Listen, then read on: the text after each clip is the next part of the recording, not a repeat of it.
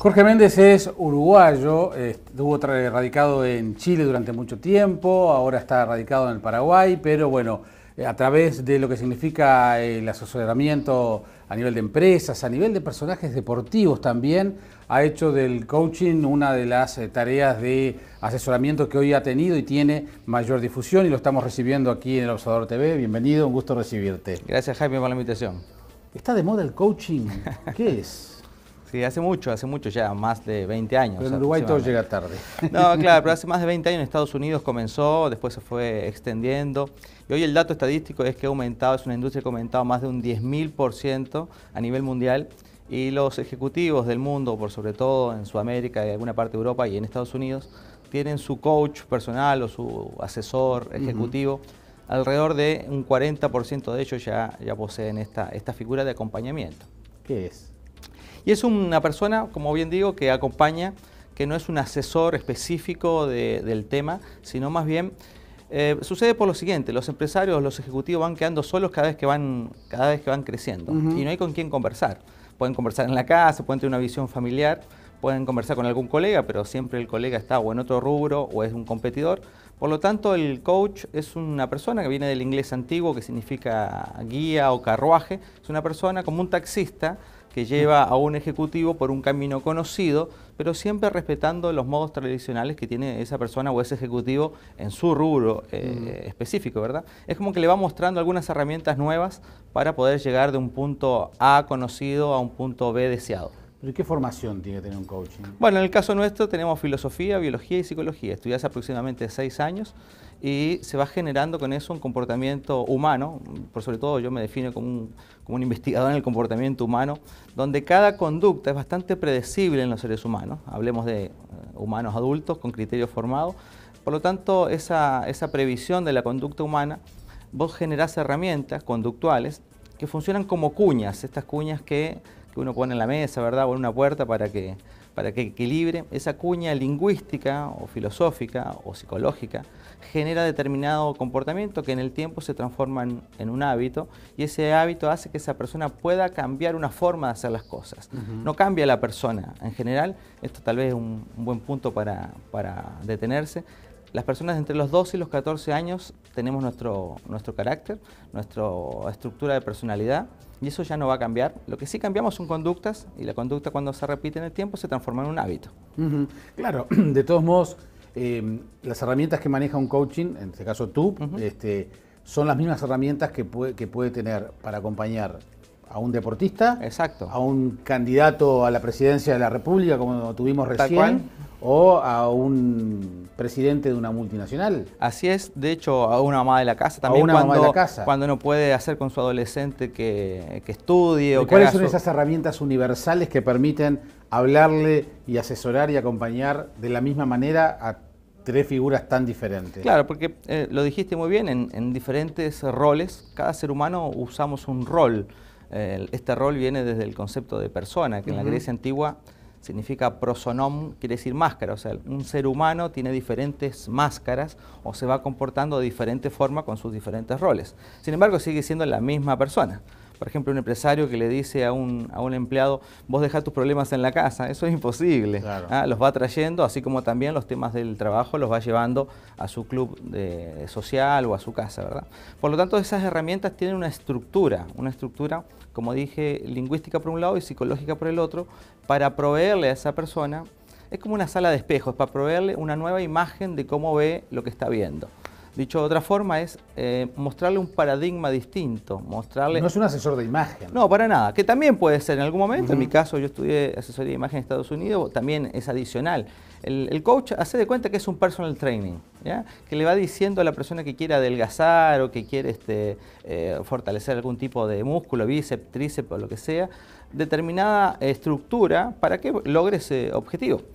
Vos decís, ¿por qué voy a contratar un personal trainer si yo voy al gimnasio y lo puedo hacer? Bueno, Ese es el gran tema. A veces vas al gimnasio, tenés las máquinas, pagaste, sin embargo, con la intención de hacerlo, las personas dejan de hacer eso. Porque una persona paga el año completo en un gimnasio y deja en la primera semana, el primer mes o el segundo mes. Bueno, ahí es donde aparece la figura de este coach, que en ese caso se llama personal training, ¿verdad? Que lo ayuda a llevar a cabo eso. Justamente porque hay una resistencia humana muy asociada a la parte emocional, que es el miedo, muy asociada a la parte física, que es la incomodidad, y muy asociado a la parte lingüística, que son las excusas que nos damos para no llegar a ese lugar, a pesar que quiero, digamos, ¿no? Por ejemplo, muchas empresas, para hablar por sectores, a nivel de empresas muchas veces hemos visto que, sobre todo empresas de larga vida, donde además se han transmitido de generación a generación los liderazgos, generalmente te dicen que se han manejado mucho por la intuición. Han tenido quizás esos líderes o esos empresarios buena capacidad de formación de equipos, que no deja de ser un mérito, por supuesto, tener 3 o 4 asesores que los vayan asesorando, pero siempre hay un discurso a favor de la intuición. Claro. De yo sé porque mi padre hacía así, ¿no? Es verdad. ¿Los tiempos han cambiado y entonces eso hoy, en el mundo de hoy, ya no es posible, por ejemplo? Mira, yo tengo un dicho que dice, cuando las tripas suenan, hay que escucharlas. Entonces esa intuición sí funciona y funciona muy bien, porque en realidad la persona que conoce del negocio sabe cómo armarlo, sabe su cadena productiva, sabe dónde está el nicho de clientes. Sin embargo, en las empresas modernas, estoy hablando en los últimos 20 años, no en la actual, sino esto ya ha ido mutando a lo largo del tiempo. Hay 4 elementos importantes que podría ser como una buena receta para el empresario local, nuestros compatriotas, porque las multinacionales conocen de esto. Uno es el conocimiento de producto. Si armamos esto una pirámide, podríamos mostrarlo de esta manera. En un rincón está el conocimiento de producto. Tenés que saber lo que vendés de alguna forma, ¿verdad? A los vendedores se les dice, tenés que enamorarte del producto que vendés. Del otro lado está el plan. Armar un plan, una planificación, donde vos no estás mirando a la empresa hoy, la estás mirando para el año que viene, para el que viene, para el que viene. Incluso en algunas organizaciones en Sudamérica arman plan a 20 años. Y vos decís, bueno, capaz que ni están esas personas. Bueno, eso es, armar el plan a 20 años e ir desgranando este choclo para ir haciendo año a año, semana a semana o mes a mes el método para poder llevar a cabo ese plan. Precisamente el tercer punto, tal vez el vértice de la pirámide, es el método y es cómo voy a llevar a cabo ese plan. Y en el centro, en el corazón de este conocimiento de producto, planificación y método, está la mística, que es esas ganas, voluntad, energía o pasión que le ponen los empresarios. Por lo tanto, a mi juicio, en Sudamérica, no pasa en Estados Unidos y no pasa en algunos países de Europa obviamente desarrollados, hay mucha mística, mucha energía, mucha voluntad, ¿verdad? Mucha pasión, por sobre todo un país como el nuestro, Uruguay, Paraguay, Argentina, Brasil, Colombia, países que tienen mucha garra. Así jugamos al fútbol también, ¿verdad? Vamos con mucha garra. Hay mucho conocimiento de producto porque la persona se especializa en eso y por lo tanto conoce relativamente bien su producto. Pero a mi juicio, las dos en las que falla o las dos muletas que tenemos es el plan. No planificamos a mucho tiempo o no planifican los empresarios locales de la región a tiempo, no arman presupuesto o arman pocos presupuestos y no hay método, sino que ahí está lo que decías vos, esta intuición de vamos arriba que se puede y mañana mis hijos y pasado mis nietos, y también está demostrado en las empresas familiares que más de un 70% de las empresas familiares en la sucesión de una generación a otra se quiebra o pierde rentabilidad. Ya que nombraste empresa familiar, creo que es el 70% de la encuesta a nivel empresarial da que son empresas familiares, 70 u 80%. 80%, sí. Ahí está. La empresa familiar es un concepto interesante, es un concepto perimido, porque el hecho de que sea familiar no quiere decir que sea eficiente. Exacto. De hecho, familiar, el concepto familiar es muy entretenido, viene de familiare, del latín familiare, que significa hambre. O sea que en realidad algo familiar es cuando todos los miembros de una familia saciamos el hambre. Esto tenía que ver de la época de la esclavitud, donde patrones y esclavos saciaban el hambre en el mismo lugar donde vivían. O pasa que algunos comían de las obras, lamentablemente, y otros de las ganancias del campo, lo que fuera. Entonces, una empresa familiar, todos comen de esa empresa. Ahora, que sea familiar no significa que no sea sistemática o profesional, que no tenga una descripción bien de cargos, que no haya un plan, un presupuesto. De hecho, uno de los conflictos que sucede es que las empresas familiares no tienen un directorio y el directorio es el que de alguna forma regula esta forma de armar una organización familiar que ya deja de ser familiar en el momento que ya son 100, 80, 200, 300 personas. Hace pocos días estuve en una empresa local de 309 personas, donde no había un directorio, donde no existía una descripción de cargos en particular, donde el gerente hacía de gerente, descrito por él, ¿no? Yo soy el que hago el equipo, hago los goles, hago los cambios, barro, genial. Hasta aquí ha sido genial esa organización, una empresa uruguaya, con mucho orgullo para el Uruguay. Sin embargo, llegó un momento, como todo deportista, o como todo empresario, o como toda mamá, que los chicos crecen, que la casa se hace más grande, y hay que ver cómo se hace para limpiar esa casa o cómo un deportista hace para ganar una medalla en un sudamericano, por ejemplo. Bueno, porque yo como le digo a mi hijo que no sirve para estar en la empresa.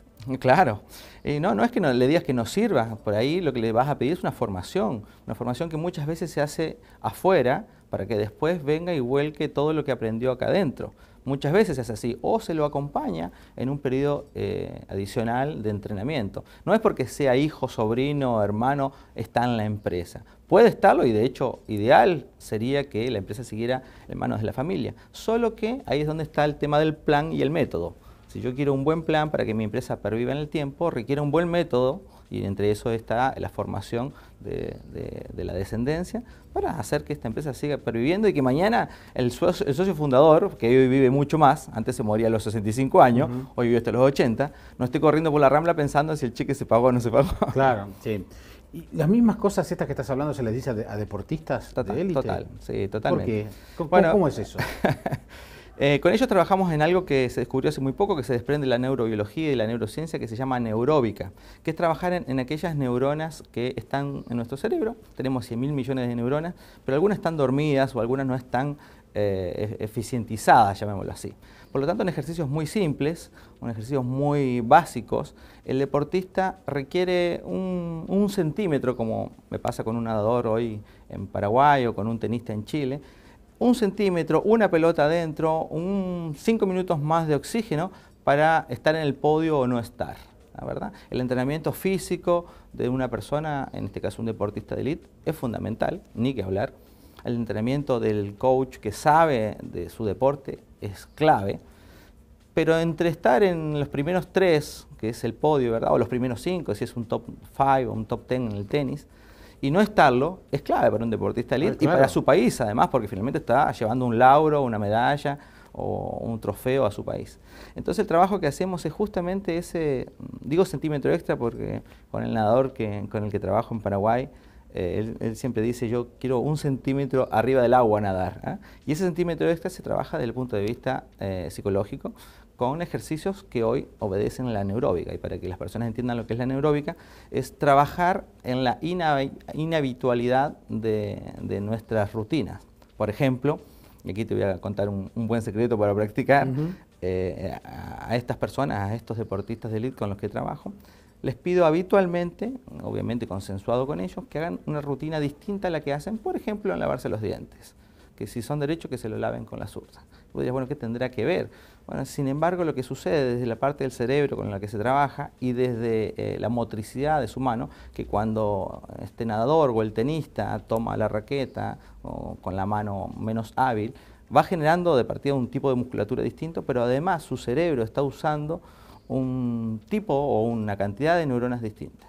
Y por lo tanto eso en el minuto final, en un entrenamiento, como todos los entrenamientos hay que generarlos, ¿verdad?, repetidamente, hace que se pueda ganar o lograr ese segundo extra que para un deportista a este nivel es fundamental. Lo que pasa es que en el día a día no tenemos conciencia de generar ese tipo de prácticas. Estoy pensando ya no en profesionales de estas características, sino en nosotros mismos. Si logramos una postura cómoda, ¿para qué voy a poner una incómoda para tratar de desarrollar el cerebro? Es verdad. Si yo me lavo los dientes con la derecha perfectamente, o dibujar, como me pasa a mí, ¿por qué voy a dibujar con la zurda que me cuesta tanto? Claro. Y lo que hago es un mamarracho. Claro. Bueno, y eso es social también, ¿no? porque finalmente nos han enseñado con respuestas a tener rutinas. Y las rutinas son muy buenas y sirven, claro que sí. Ordenan, tiene mala prensa la rutina. Exacto, tiene muy mala prensa. De hecho, la palabra ya te genera una sensación incómoda. Pero la rutina es maravillosa. Bueno, te vas a acostar todos los días de un lado distinto de la cama ¿verdad? O atarte los cordones. O si no tuviéramos la rutina que tenemos acá, no empezaríamos una siempre locura. A la misma hora, la misma gente, en función de los días. Una locura. Una locura. La rutina ordena y es muy buena. Solo que nuestro cerebro, y esto es importante, no distingue cuando yo quiero hacer un cambio importante en mi vida, como por ejemplo cambiar de trabajo, cambiar mi estado civil o hacer un viaje, con algo tan simple como cambiar la mano, o sea, cambiar el cepillo de mano para poder entrenar otras neuronas que hoy no funcionan. No distingue, nuestro cerebro hace exactamente lo mismo para ambos casos. Entonces, por eso que se nos dificulta muchísimo querer hacer un cambio, incluso positivo. El cambio es el padre de todos los miedos. De alguna forma nos genera una incomodidad y una resistencia humana muy natural, por cierto. Esto también es importante para las personas que le piden a la gente que hagan un cambio rápido.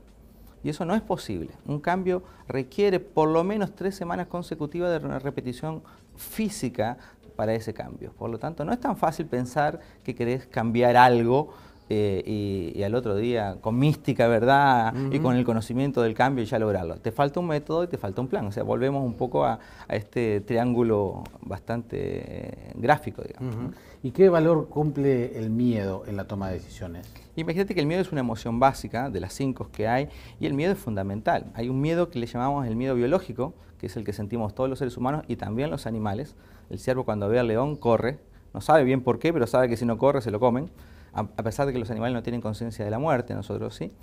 Y está el otro miedo que se le llama el miedo aprendido, que es ese miedo de no vayas ahí, ojo que está oscuro, no toques eso, no metas los dedos en el enchufe, o cuidado al cruzar la calle, ¿verdad? Ese miedo aprendido se confunde biológicamente con el miedo biológico y por lo tanto genera el mismo efecto que el miedo biológico o el miedo que viene con nosotros, ¿no? El miedo que está alojado en nuestro sistema hemisferio derecho, nuestro sistema límbico, amígdala, así se llama, el órgano donde están todas las emociones. Igual que la de acá, pero está en el cerebro. Por lo tanto, juega un rol fundamental porque el miedo lo que hace es resistir y hace traerte de nuevo al centro.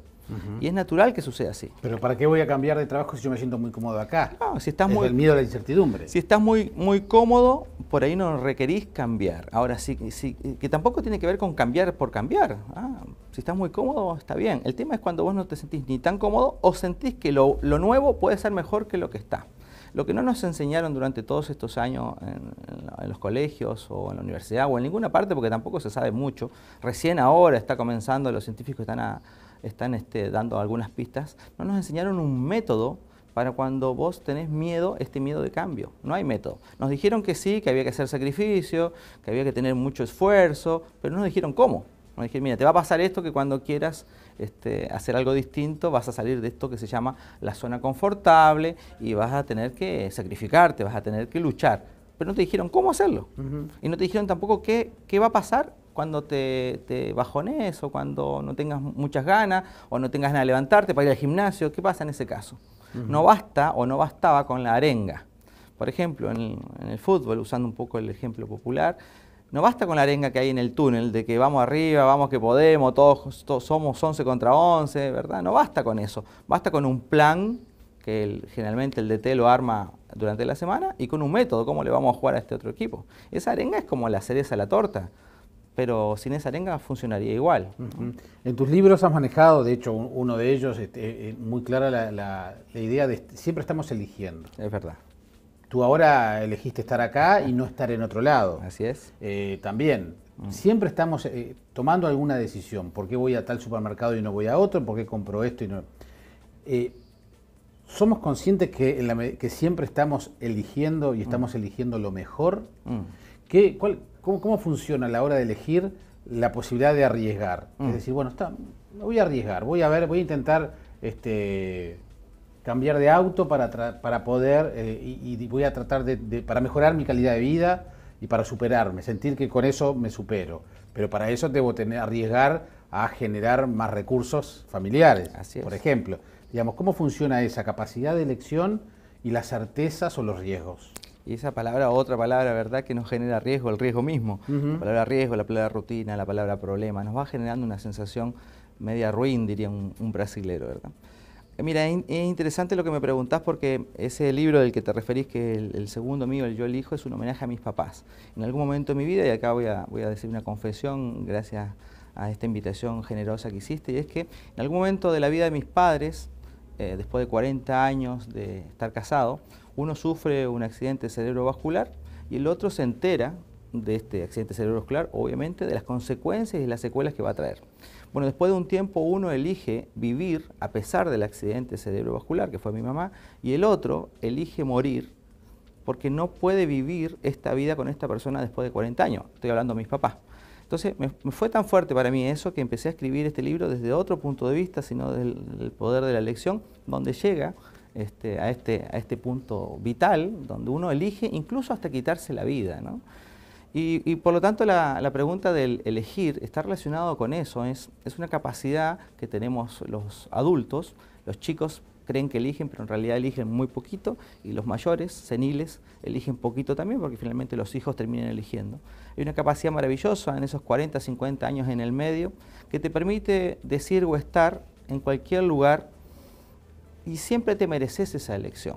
Por lo tanto, esa elección es un poder maravilloso que viene desde la libertad, y la libertad quiere decir, tiene un latín precioso que es eleuteros, lo que yo deseo y lo que yo amo significa. Imagínate qué lindo elegir desde lo que yo deseo y lo que yo amo, siempre en beneficio propio. Y acá hay un concepto muy interesante, y es que las personas elegimos porque somos muy egoístas, y está bien ser egoísta. No es lo mismo la egolatría y el egocentrismo, que eso es muy distinto. El egoísmo va de la mano de la generosidad. Nosotros donamos dinero a la Teletón y al mismo tiempo estamos haciendo un acto generoso, pero lo hacemos porque nos sentimos bien.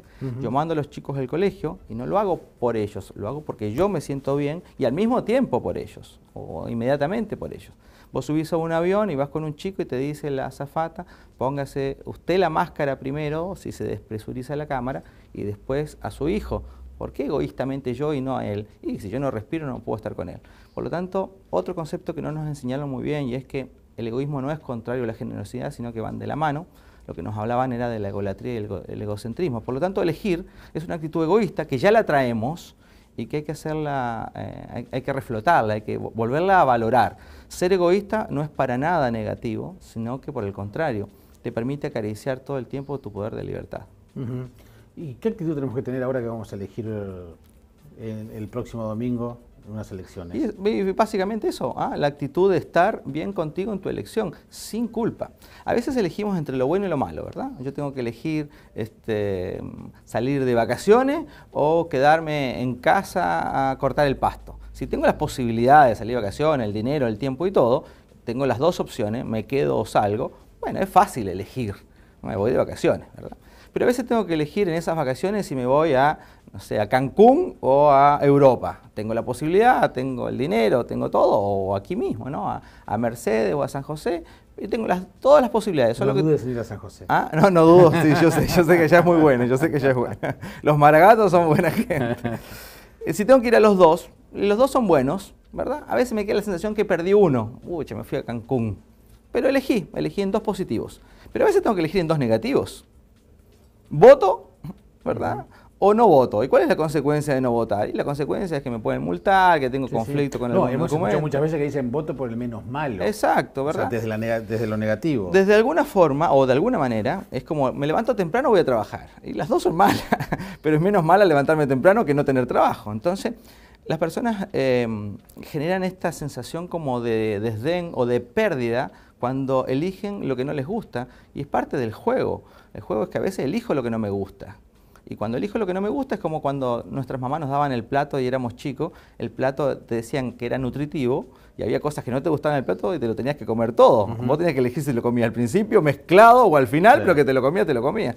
Bueno, también hay cosas en la vida, todo el tiempo, que son desagradables al paladar y que por ahí te están pidiendo a cada rato que elijas, sin ser tan explícito. Sobre todos estos temas, tenés una página web donde hay artículos y permanentemente se está hablando de estas cosas, escribiendo sobre estas cosas. Todo el tiempo, y la gente también participa. Hay una fanpage que me pueden buscar por Jorge F. Méndez Coach, y hay una página web que es jorgefmendez.com. La gente escribe y habla de estas cosas también. Hay muchos seguidores ahí y obviamente que yo le respondo los correos a las personas de todos estos lugares donde estoy. Porque finalmente son temas, viste, cotidianos y que por ahí no están en el discurso social, no están en el discurso de masa, sino más bien es volver a recuperar la esencia de cada concepto y ponerlo en la casa, con tus chicos, con tu marido, con tu esposa, en el trabajo, con tu jefe, con tus colegas. Finalmente vuelve a ser amoroso cuando le pones el corazón a las palabras. Gracias por haber venido, Jorge. Gracias, Ha sido un gusto recibirte. Gracias por la invitación.